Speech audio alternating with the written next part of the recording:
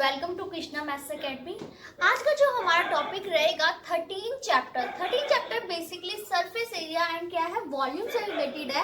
अब surface area और volume वैसे तो आप 9th क्लास में वेल अवेयर हो, लेकिन फिर भी एक बार हम इसे फिर से कनेक्ट करते हैं 9th क्लास से।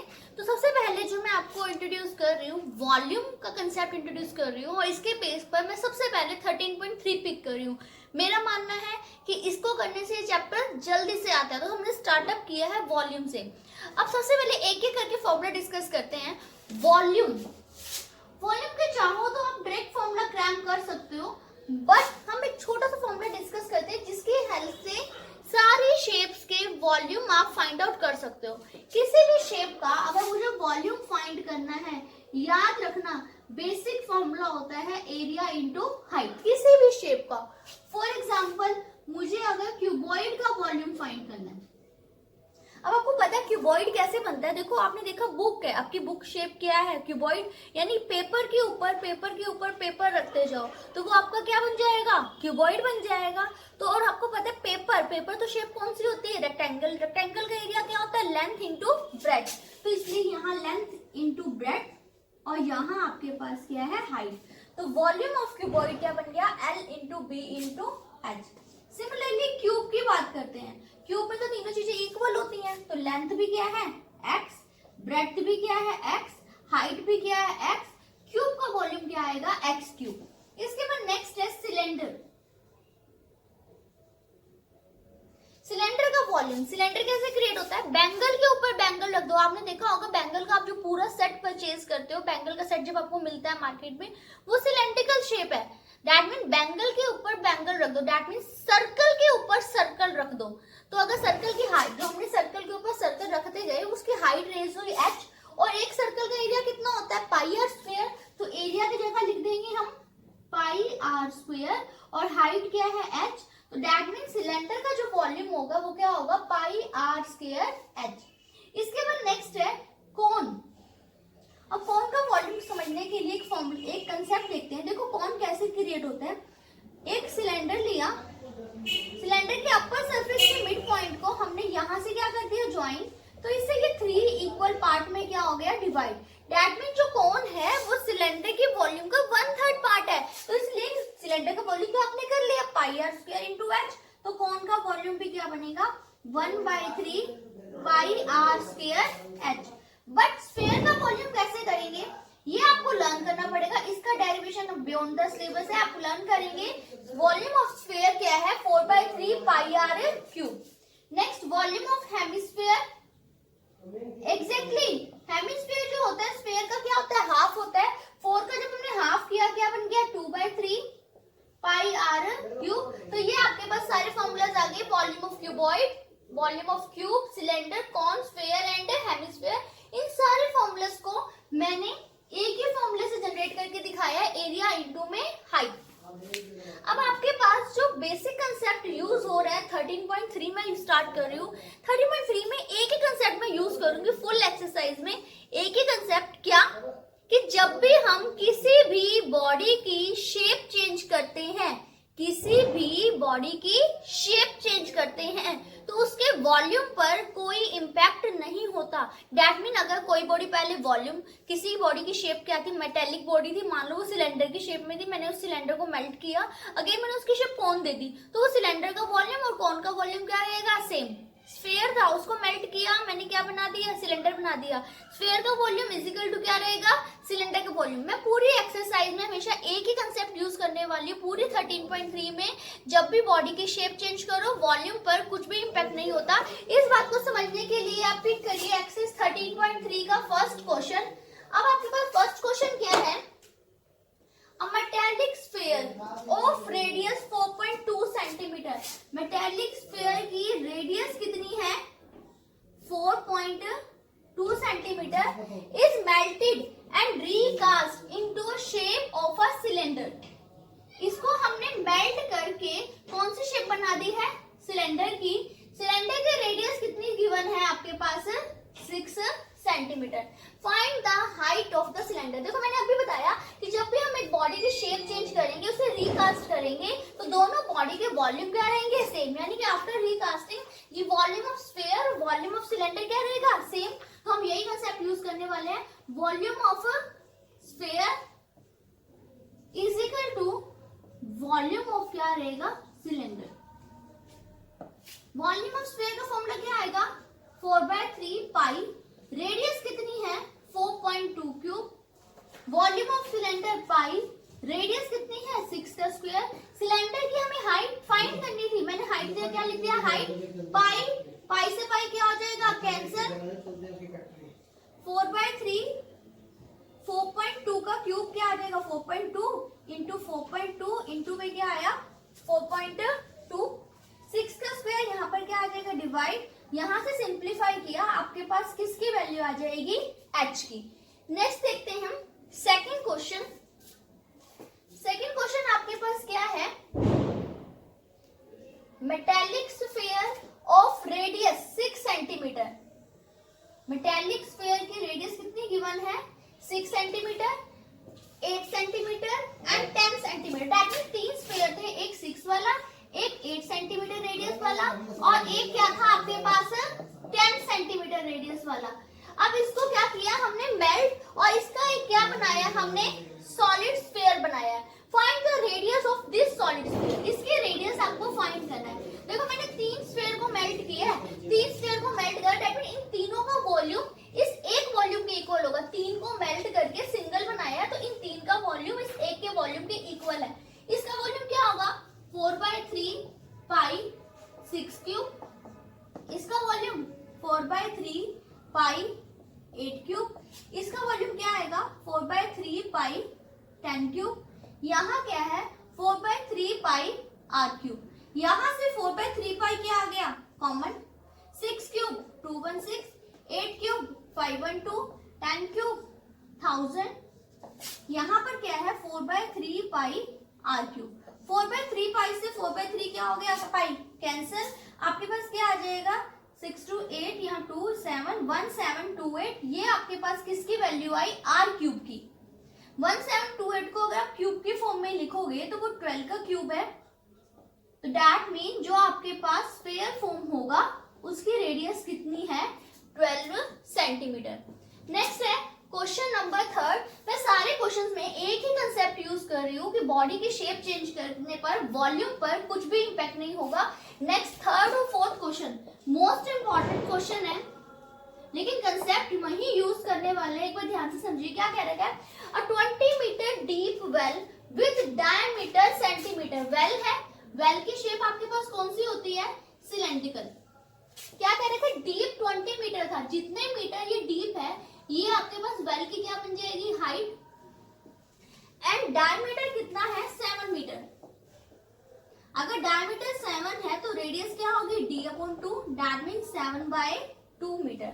अब क्या कह रहा है, इसको डग किया and the earth from digging is evenly spread out to form a platform 22 metre by 14 metre. इससे जो अर्थ डग आउट की, हमारे पास एक प्लेटफॉर्म था जिसकी लेंथ क्या दे रखी है 22 मीटर और ब्रेड क्या दे रखी है 14 मीटर। इसमें से जो अर्थ डग आउट की है उसे यहाँ पर स्प्रेड किया है। अब जब हम इस पे अर्थ डिग आउट स्प्रेड करेंगे, इसकी कुछ ना कुछ क्या हो जाएगी हाइट रेज हो जाएगी।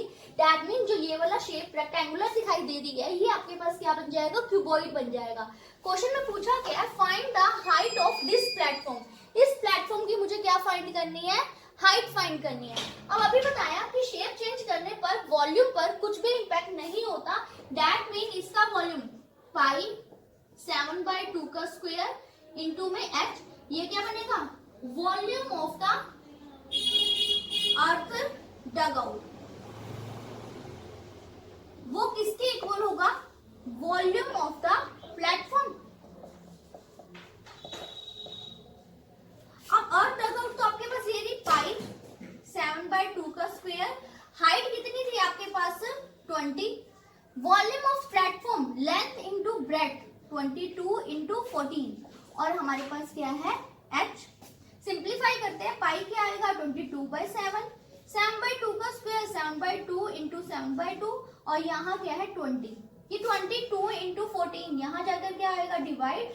सिंप्लीफाई करेंगे किसकी वैल्यू आएगी h की, 22 से 22 कैंसिल, 7 से 7 कैंसिल, 2 1 जा 2 10 जा, 7 1 जा 7 2 जा, 2 1 जा 2 5 जा, यहाँ सिंप्लीफाई किया 5/2 मीटर। ये आपके पास क्या आ गई, हाइट ऑफ दिस प्लेटफॉर्म। देखो अगेन मैं बार बता रही हूँ, मैंने एक ही कंसेप्ट यूज किया। क्वेश्चन देखने में कैसा लग रहा था, बहुत टिपिकल होगा, मुझे इसके लिए नया कंसेप्ट यूज करना। हाँ, कई बार टीचर्स इसको अलग वे में डिस्कस करते हैं। काफी टीचर्स इसको ऐसे बता देते हैं कि भाई आप हाइट निकालनी है ना, एक नया फॉर्मूला लर्न करो। कुछ ऐसी नीड नहीं है, क्योंकि हमने तो काम वही किया है। सिलेंडर के शेप में अर्थ थी, उसको अर्थ को हमने डग आउट किया, दैट मीन वो मिट्टी निकली। अब वो जो मिट्टी निकली है उसको ही तो मैंने स्प्रेड करना है, यानी कि वही वाली जो अर्थ डग आउट की थी, वो वाली हमारे पास जो मिट्टी थी उसकी शेप पहले सिलेंडर की थी, फिर मैंने उसको प्लेटफॉर्म में कर दिया। जब प्लेटफॉर्म स्क्वायर की सॉरी रेक्टेंगुलर शेप दे रखा है, जब मैं इस पे मिट्टी डालती जाऊंगी ये रेज हो जाएगा, तो वो शेप क्या बन जाएगी, क्यूबॉइड। तो दैट मीन जो सिलेंड्रिकल शेप की अर्थ थी वो अब कौन सी शेप बन गई, क्यूबॉइड। तो इस सिलेंड्रिकल का अर्थ डग आउट किसके इक्वल है, इस आपके पास इस क्यूबॉइड के अर्थ यहाँ पे स्प्रेड किया उसके इक्वल। तो क्यूबॉइड का volume length into breadth into height, इस सिलेंडर की शेप की अर्थ थी, इसका फॉर्मूला क्या हो गया, pi R square into H. Simplify किया, आपके पास एच की वैल्यू क्या आ गई, 5/2 मीटर। मोस्ट इंपॉर्टेंट क्वेश्चन था ये। नेक्स्ट देखते हैं फोर्थ क्वेश्चन, इसी टाइप का है, माइनर चेंजेस है। कैसे देखते हैं, अब क्वेश्चन क्या है, a well of diameter 3 metre, इसका डायमीटर कितना है 3 मीटर, दैट मीन रेडियस क्या होगी d/2, 3/2 मीटर। फिर क्या कह रखा है, इस डग 14 मीटर डीप, कितने मीटर डीप है 14, वेल जितने मीटर डीप होता है वो तो वेल की क्या बन जाएगी, हाइट। फिर आगे क्या कहता है, the earth taken out of it has been spread evenly all around it in the shape of a circular ring of width 4 metre to form an embankment. ये क्वेश्चन क्या कह रखा है, कहता है कि जो आपने इसमें से अर्थ निकाली ना, उसे ये वेल के चारों तरफ लगा दिया है, यहाँ पर इस जगह पर, और ऐसे बना दिए किनारी, जैसे कि दैट मीन क्या कह रहा है, वैसे मान लो ये वेल है, अब वेल तो मैंने इतना डीप कर दिया, मिट्टी को कहीं ना कहीं स्प्रेड करना था। जो लास्ट क्वेश्चन किया उसमें मिट्टी आपने कहाँ करी थी, चौरस शेप पर, रेक्टेंगुलर पार्ट पे कर दिया था। अब आपके पास जो यहाँ से अर्थ डग आउट हुई है ना, वो इसी के चारों तरफ स्प्रेड करनी है। दैट मीन यहाँ अगर ये वेल का अपर फेस है, इसके चारों तरफ स्प्रेड करें, यहाँ इस जगह पर जो मैं शेडेड कर रही हूँ, यहाँ पर स्प्रेड करनी है। और कहता है अब बताओ, जब मैंने यहाँ स्प्रेड कर दी ना, तो अब बताओ इसकी हाइट कितनी रेज होगी। तो ऑब्वियस मुझे क्या करना पड़ेगा, इसका वॉल्यूम और जब यहाँ स्प्रेड किया इस पार्ट का वॉल्यूम इक्वल रखना पड़ेगा। तो अगेन यही काम करेंगे हम, क्या करेंगे, volume of earth dug out is equal to क्या होगा, वॉल्यूम ऑफ एम्बैंकमेंट। एम्बैंकमेंट जो आपके पास जो वेल था उसके आपने साइड पार्ट पर जो आपने अर्थ स्प्रेड की है, वो इसका एम्बैंकमेंट बन जाएगी, वहां पर रूट सा बन गया, वहां पर इसका वॉल्यूम और इसका वॉल्यूम क्या रहेगा, सेम। अब अर्थ तो आपको दिख रही है क्लियरली, किस शेप की है, सिलेंड्रिकल शेप की है। अर्थ जब आपके पास सिलेंड्रिकल शेप की है तो इसका वॉल्यूम का फॉर्मूला क्या होगा, पाई 3/2 का स्क्वायर इंटू हाइट कितनी है 14।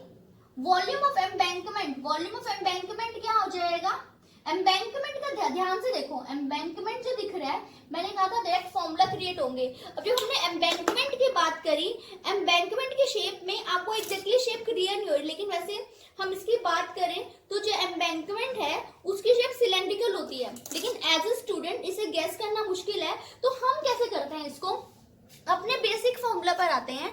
इसका बेसिक फॉर्मूला आपको क्या बताया गया था कि कोई भी शेप का वॉल्यूम फाइंड करना है तो एरिया इंटू में क्या कर दो, हाइट कर दो। एक ही फॉर्मूला लर्न करा है हमने, तो अभी मैं यही करूंगी। लेकिन एरिया देखते हैं, एरिया तो मुझे शेडेड पार्ट चाहिए।